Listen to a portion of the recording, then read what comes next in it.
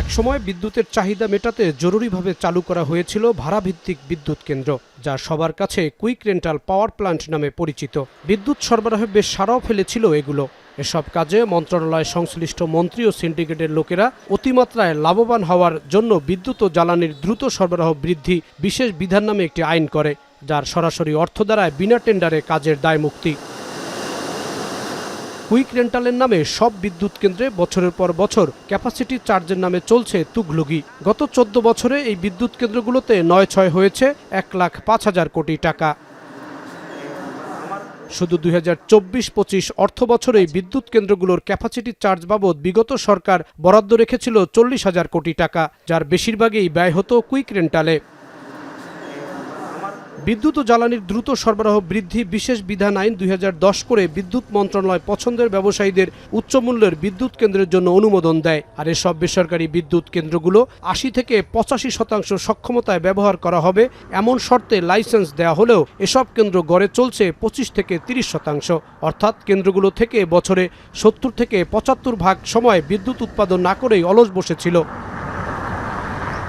এই আইনের কয়েকটি ধারা চ্যালেঞ্জ করে হাইকোর্টে একটি রিট করা হয়। ধারাগুলোতে বলা হয় এই আইনের অধীনে কোনো কাজ বা নির্দেশের বৈধতা নিয়ে আদালতে প্রশ্ন তোলা যাবে না। সোমবার বিচারপতি ফারাহ মাহবুব ও বিচারপতি শশাঙ্ক শেখর সরকারের হাইকোর্ট বেঞ্চে রিটের শুনানি করে রুল জারি করেন। রুলে বলা হয় অনৈতিক সুবিধা দিতে বিদ্যুৎ ও জ্বালানি সংক্রান্ত বিধানের 3টি ধারা কেন অবৈধ নয়। আইনজীবী বলেন, মন্ত্রীকে একচ্ছত্র ক্ষমতা লুটপাটের সুযোগ দিতেই এই আইনটি করা হয়েছে। 9 ধারাতে বলা আছে যে এই কুইক রেন্টাল মানে সরকার যেসব বিদ্যুৎ কেন্দ্রের সাথে যত চুক্তি করেছে বা চুক্তি সংক্রান্ত কোনো কার্যক্রম কোনো আদালতে চ্যালেঞ্জ করা যাবে না, কোনো আদালতে এই সংক্রান্ত কোনো মামলা করা যাবে না। সেটা তো হতে পারে না। আমার একটা ব্যাপারে ক্ষতি হলে আমি আদালতে যেতে পারবো না, এটা তো আমার মৌলিক অধিকার। অর্থাৎ ওই গ্রাউন্ডে 9 ধারা চ্যালেঞ্জ করা হয়েছে। আর 6-এর 2 ধারায় এই বিদ্যুৎ ও জ্বালানি মন্ত্রীকে যে কোনো কোম্পানি বা যে কোনো ব্যক্তির সাথে চুক্তি করার মানে বিদ্যুৎ উৎপাদনের ব্যাপারে চুক্তি করার একক এখতিয়ার দেওয়া হয়েছে। 2023-24 অর্থ বছরে বিদ্যুৎ কেন্দ্রগুলোর ক্যাপাসিটি চার্জ ছিল 32,000 কোটি টাকা, যার বেশিরভাগই গিয়েছে কুইক রেন্টাল বিদ্যুৎ কেন্দ্রগুলোর পরিচালন ব্যয়ে।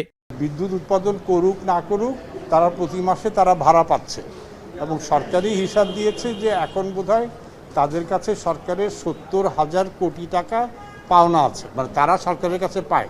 এটা তো আমাদের ট্যাক্সের টাকা থেকে হোক যেইভাবে হোক, এটা আমাদের সবাইকে এই কুইক রেন্টালের টাকা তো আমাদের পরিশোধ করতে হচ্ছে। আইন সচিব, অর্থ বিভাগের সচিব, বিদ্যুৎ ও জ্বালানি বিভাগের সচিব, পেট্রোবাংলার চেয়ারম্যান সহ সংশ্লিষ্টদের রুলের জবাব দিতে বলা হয়েছে। জাহিদ হাসান, এখন, ঢাকা।